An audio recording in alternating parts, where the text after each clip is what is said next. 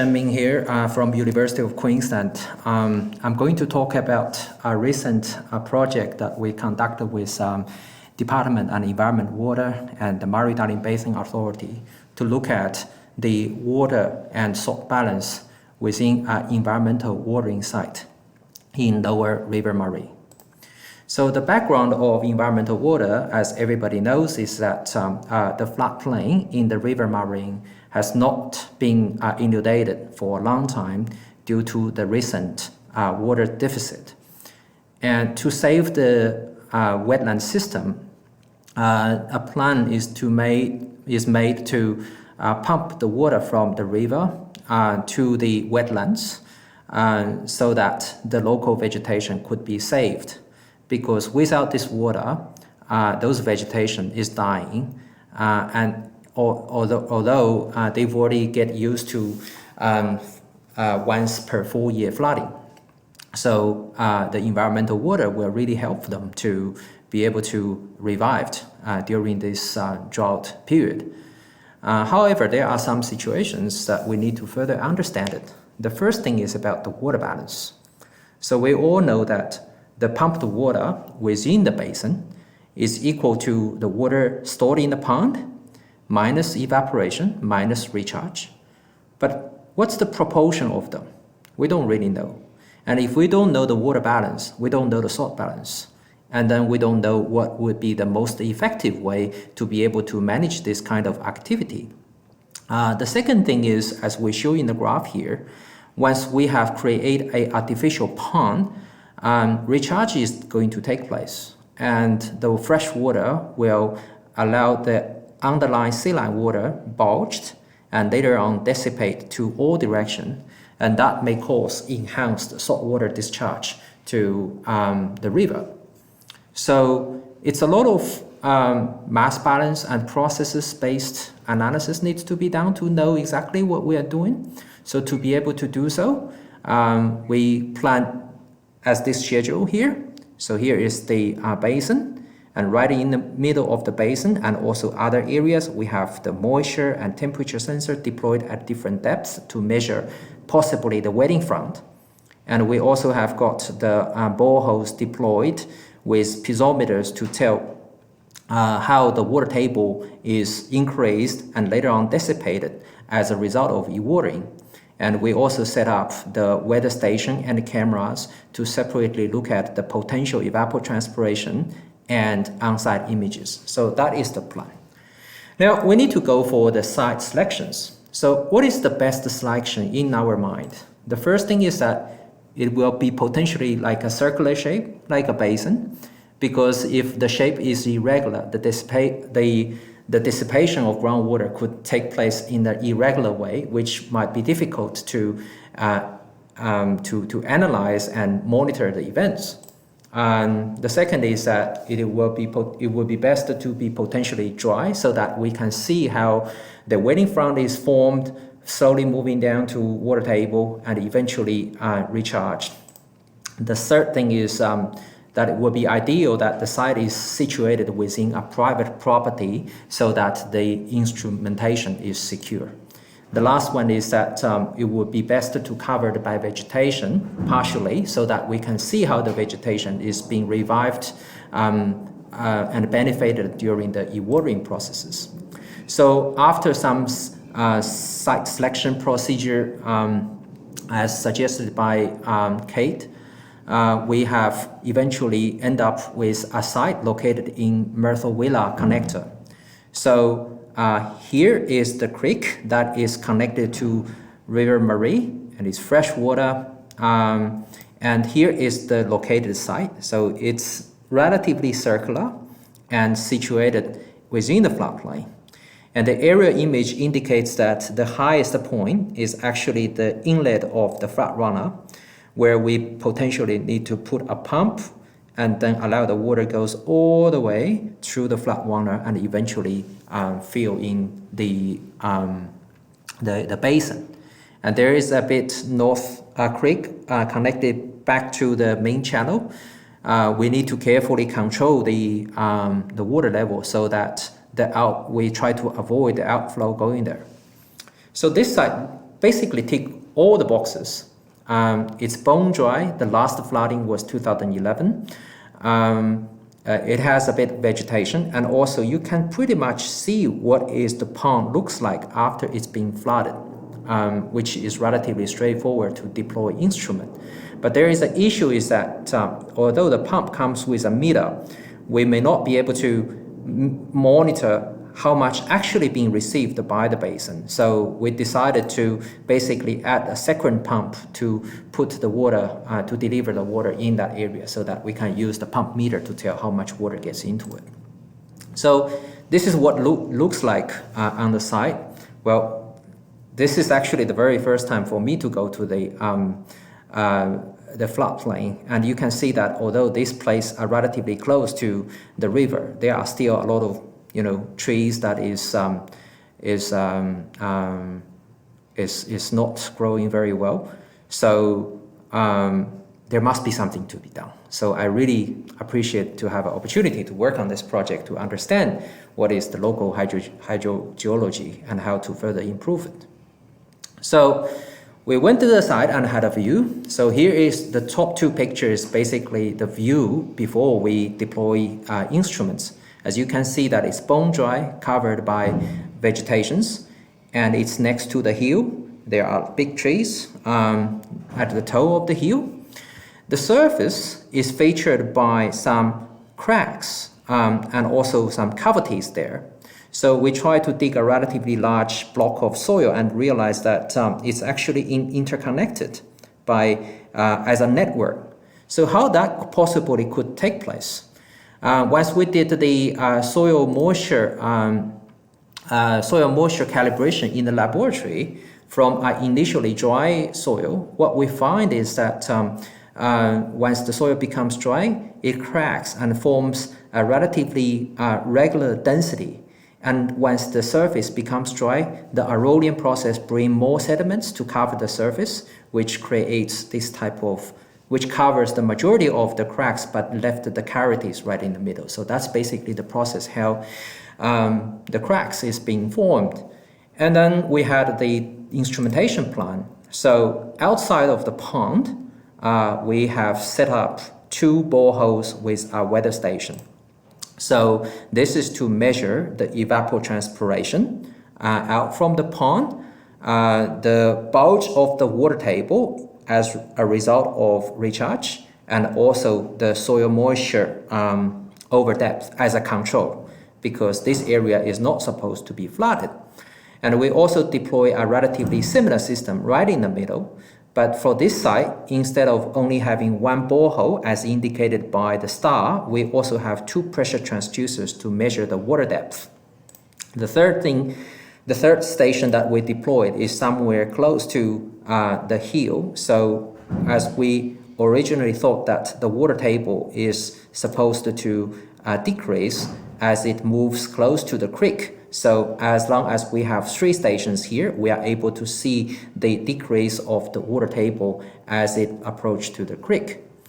But once we dig the borehole, we realize the situation is different.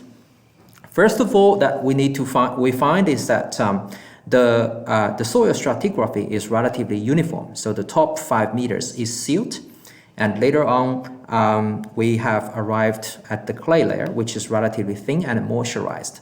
And underneath it's sandy aquifer, very saline, 600 microsiemens. And once we dig the bores, what we find is that we arrive water roughly at 5 meters below the surface. But once the bore is being constructed, all the bores has got the water level raised to 2.8 meters below the surface. This is a clear indication that this aquifer is confined.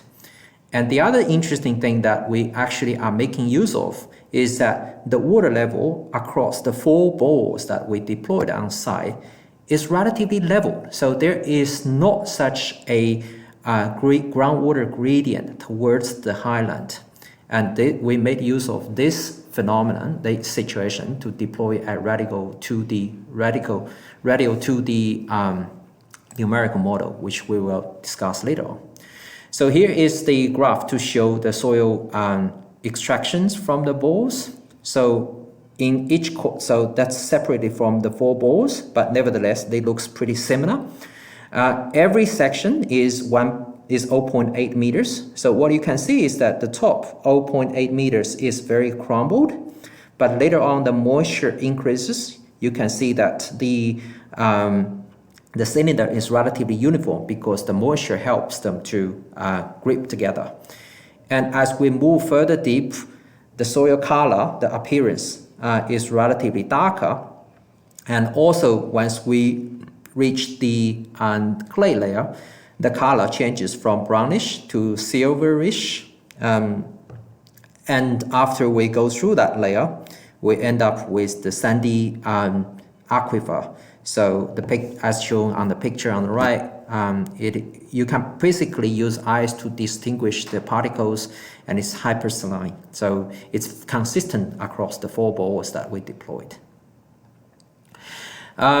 So we also deployed the soil moisture sensors over all the depths. Unfortunately, we try to deploy as far as possible using a fence bar digger, but turns out we can only dig up to 0.5 meters below the surface because the soil is pretty much cemented, and we couldn't even go further. So here is a video to show how we deploy the monitoring station. So as you can see, we use the fence hole digger to drill and then get rid of the soil, but still we couldn't go any further. And I'm actually doing the setup of the shelf.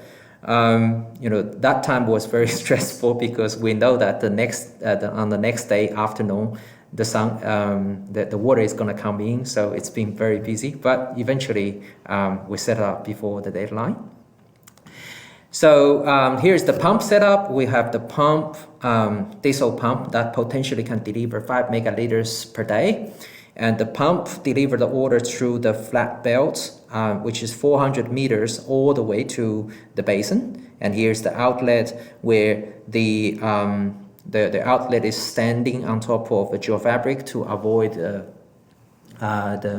erosions. Then we start off pumping. So that's an interesting video to show initially how it's been filled.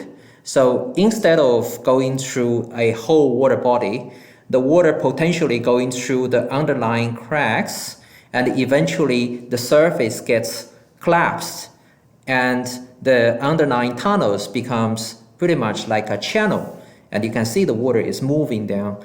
So Jess was mentioning that this is exactly as what the Aboriginal people talking about water serpent, because the entire surface is like a water serpent that moves around. So once the water level further goes up, we can see that the water becomes an entire body rather than interconnected channels, and eventually the pond is formed. So here is the moisture content in the soil near the station SA2. So SA2 is right in the middle of the basin. So our initial thought is that probably there will be a wetting front developed near the surface and later on moving down gradually. But this is definitely not the case because all the sensors, even the 50 meters below the surface, has been desiccated almost at the same time. And later on it becomes relatively stable. And that indicates that the wetting front is first coming through the channels and move laterally and eventually wet the whole surface body at the same time. So this is the verification of the digital elevation model. So first of all, an accurate digital elevation model is very important to our study because we need to use that to tell how much volume of water within the pond. We use the 3 ways to do the calculation. First of all is to use LiDAR image. The second is through the walking track. So once we are on site, we just walk around the water edge and on the regular basis at different times. And the last one is we use the aerial image taken by a drone. So what does this tell is that at the very beginning, The DEM by LiDAR is different from the walking tracks. That's because the initial formation of the pond is dominated by the channel flow underneath rather than an entire surface based on the entire surface elevation. But later on, once the pond has been formed, what we can see is that the DEM, the water edge, delineated by the LiDAR, by the walking tracks, and the aerial images are pretty much collapsed. One thing we have to say is that once we walk around the basin, we have to somehow stay 2 meters away from the water edge because at the water edge, it's too soft to step on. But nevertheless, as you can see that all of them are relatively close. So this is the graph that shows the surface area of the pond over time, estimated by different methods. So the line here is the LiDAR scanning. So we can see that there are 2 pumping events. The first pump event is at the early stage of the study, where surface area has increased up to 45,000. And later on, the surface area decreases as the pump stopped.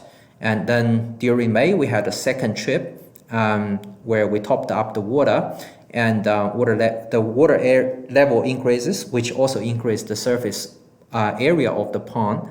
And then later on, it decreases. So what this one tells is that the surface area estimated by LiDAR scanning, by walking track along the water edge, and by the aerial images are pretty much similar.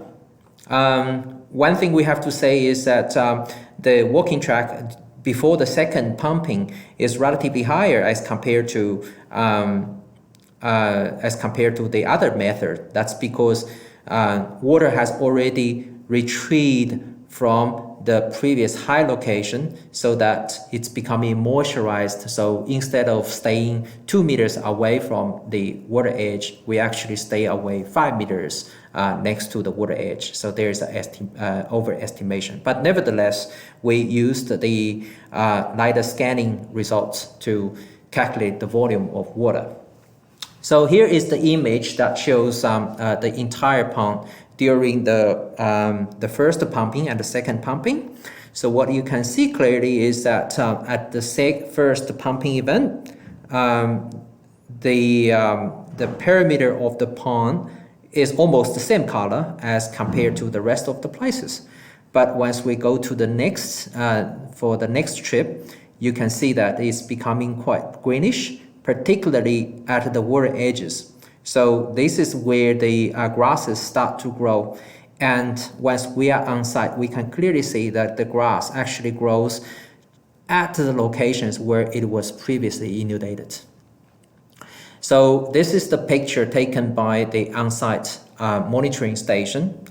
It takes images on a regular basis. So you can see that initially that's the water start to move up, and later on it start to fill up the whole area. So currently the middle station is right in the middle of the pond where we literally cannot do any service unless we hire a kayak or something.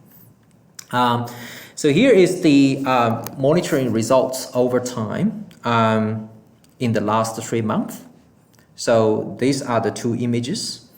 So currently we are at the drying periods, right? So that's basically the time. So we only show all the daily time results. And later on, we are approaching to a second pumping event. So we see water level rises again, and later on it decreases. So then you see initially how water level rises, and later on decreases. Okay, I'll explain what happens during this graph. So let's focus on the one that under my cursor. So this shows the surface water depth. So initially there is no water in the pond in the surface, but after the pond is then water level increases, roughly 750 mils at the lowest point. There are 2 breaks here, which is because the pump stopped working somehow, but we fix it and then we keep going, and later on it decreases and then increases. We got 2 sensors that measure the height. Both of them shows exactly the same result, which means that the water level measurement is pretty accurate.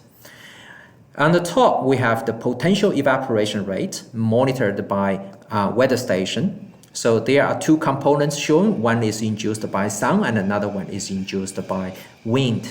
So what this one tells is that during the day, the evaporation is high. During the night, the evaporation is relatively low. So the second graph here shows the cumulative rainfall.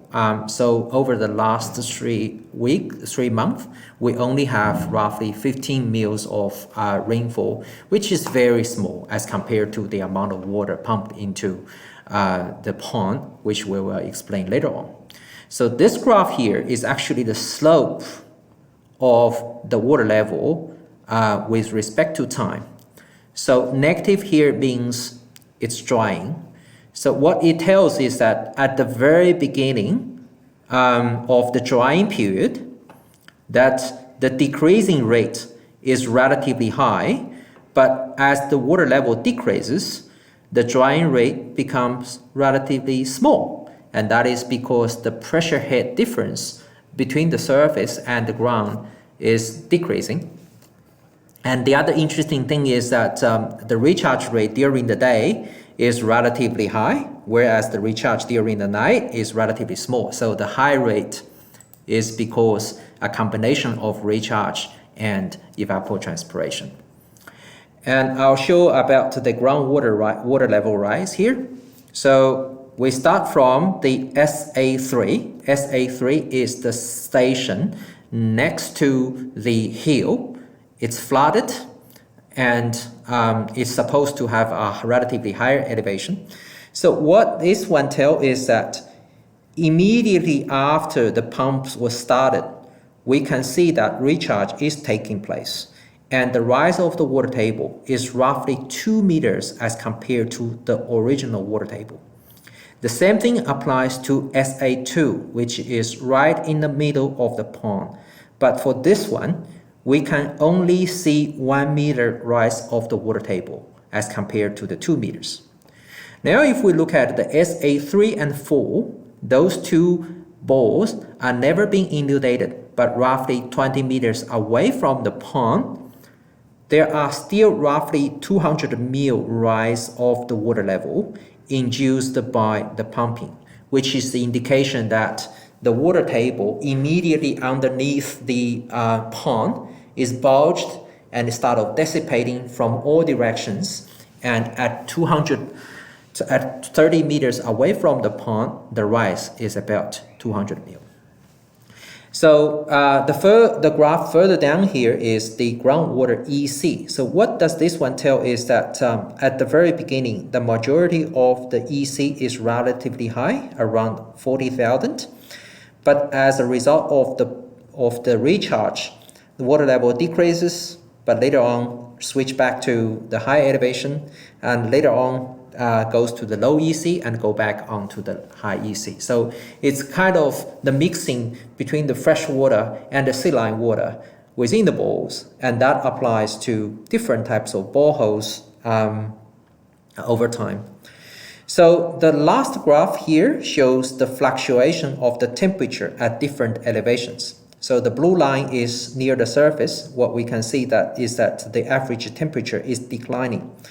But if we look at the temperature fluctuation over depth, so we have the ground level near the surface and a few meters below the surface, what we can see is that it's below the surface, the fluctuation is still taking place, but in a relatively small amplitude. Whereas the 4.5 meters below ground, we can see that the water level is the temperature is pretty much stabilized over the year round. So we also plotted the recharge rate against the pond water depth at night when pump was off. The reason that we filter out the daytime is because it could be affected by evapotranspiration, and we intentionally choose the time when pump was off so that we can clearly see what is the recharge rate.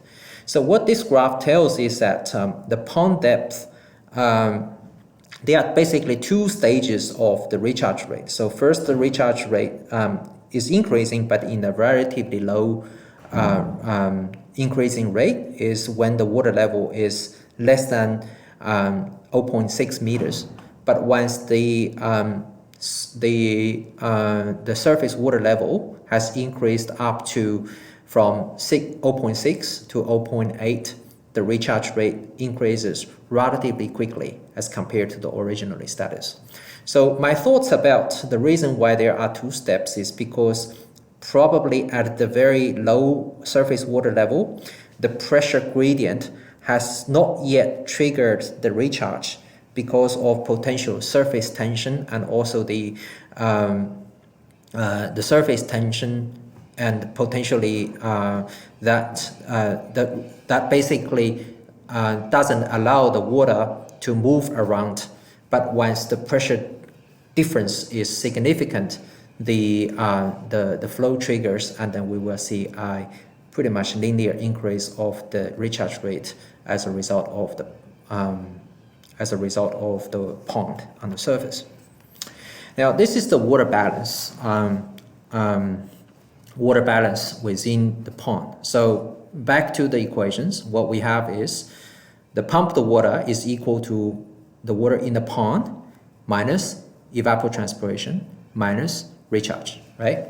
So the blue line from the first graph is the pump rate from the water meters. So as you can see, we have two pumping events. First one increased up to roughly 40 megaliters, and later on we had a top up which increased the total volume of water to 45.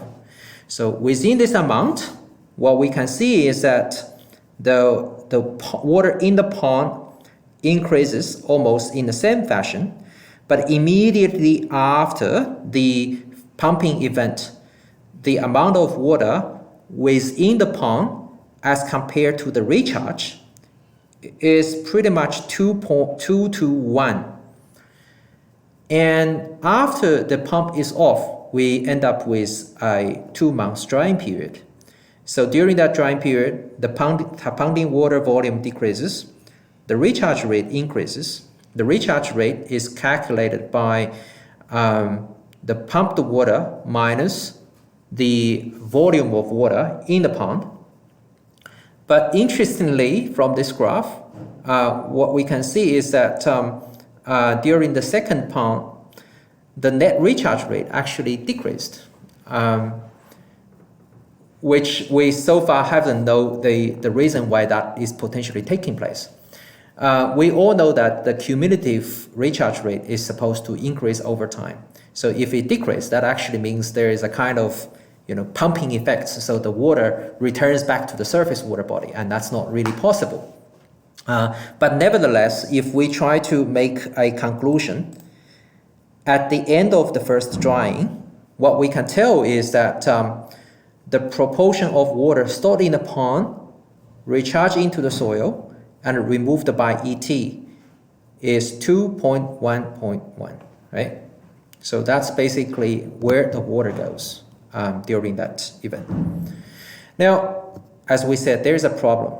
The overall recharge rate decreases during the second pumping event, and that's not quite possible. And the only way to explain it is the uncertainty analysis. So the first certainty analysis is that we multiply the pumping volume by 1.3. So by doing that, we can see that the net recharge rate, as shown by the brown curve, is becoming continuously increased, which is rational, which makes sense. But as a result of that, we still look at the two key points. So at the end of the first pumping, the ratio of water stored in the pond to that recharged into the soil is roughly 1 to 1, right? So you can see that the volume of water has almost the same amount as compared to the amount of water delivered by recharge and evapotranspiration. But once we look at the water balance, at the end of the first drying period, what we can see is that the water stored in the pond, recharged in the soil, and removed by ET is about 3.1.1. So the second uncertainty is that we try to reduce the surface area of the pond despite that it's calibrated. So by doing that, the surface area over time is being reduced.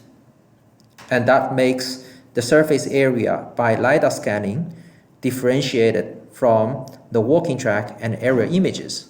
But nevertheless, we don't really have a decrease of the recharge rate over time. So what does this tell is that at the end of the drying period, the proportion of water stored in the pond, recharged into the soil, and removed by ET is roughly 3.1.1, right? So that means the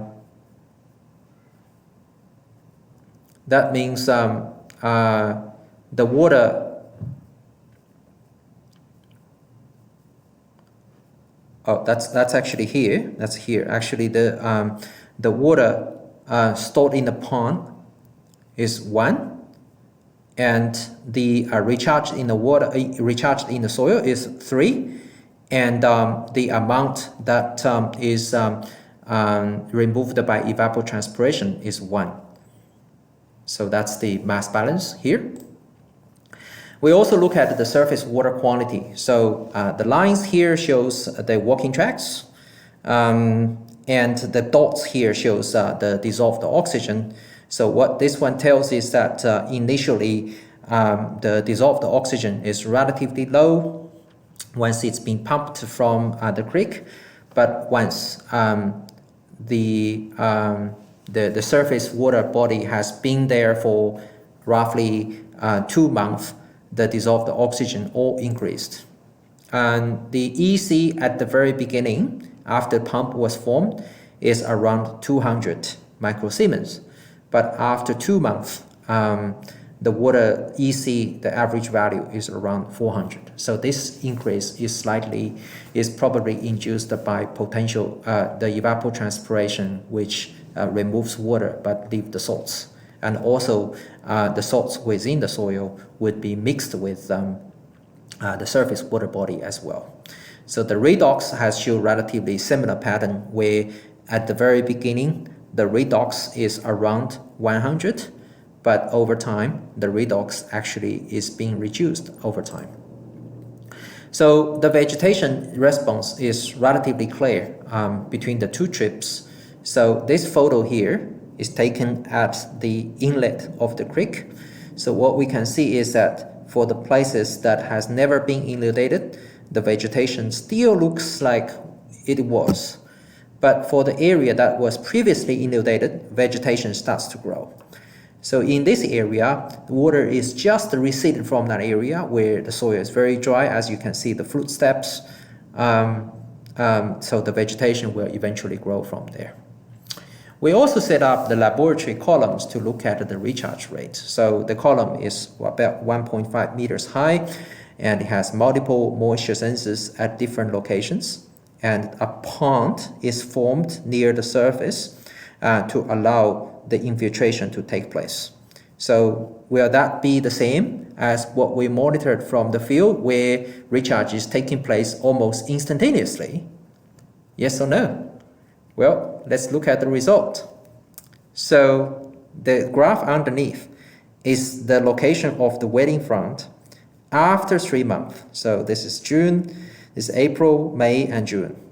So instead of having recharge almost straight away, what we find is that the water level is pretty much stayed at 30 centimeters below the pond, 20 centimeters below the pond, the surface of the soil. This is also confirmed by the moisture sensor at different depths. So for the sensor at 10 centimeters below the surface, the saturation, the volumetric water content almost rise very quickly at the beginning.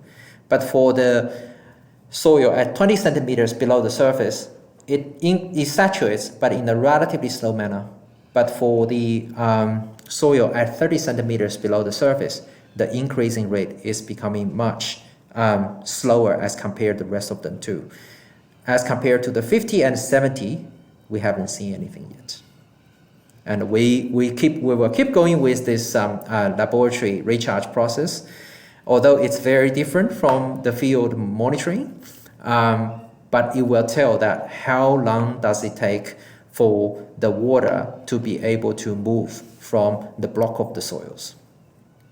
We also did the hydraulic conductivity tests by the water head falling process. So the soil is underneath the bottles and the surface is filled by different types of water at different salinity.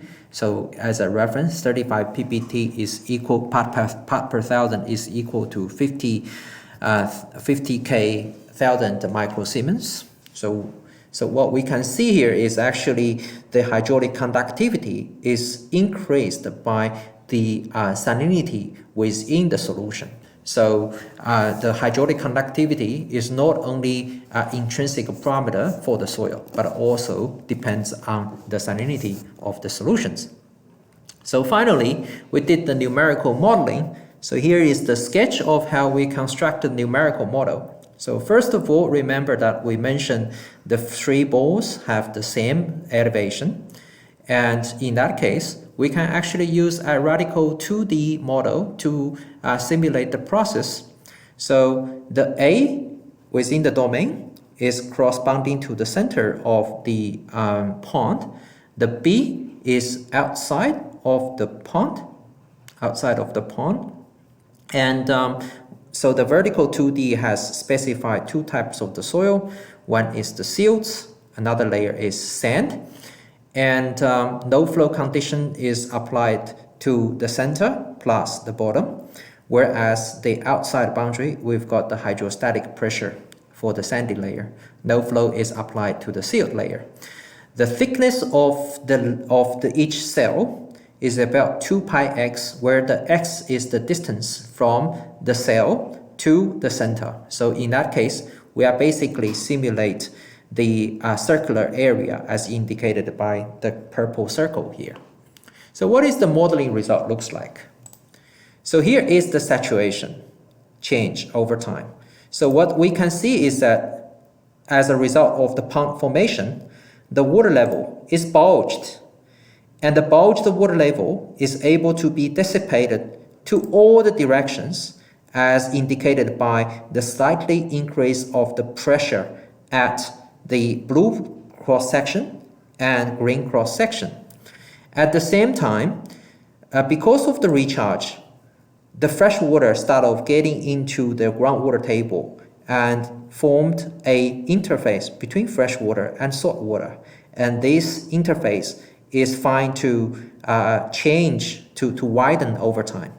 But at the end of the simulation, which is about 150 days, because there will be no further fresh water input there, so the salt water will eventually coming in, mix with fresh water, and then the salinity will be the same as the original conditions.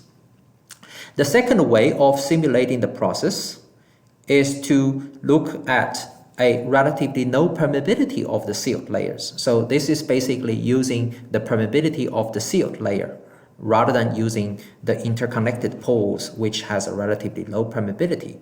So what we find is that if we just use the low permeability of the no hydraulic conductivity of the silt layer, there's literally no infiltration taking place. And that's again an indication that recharge is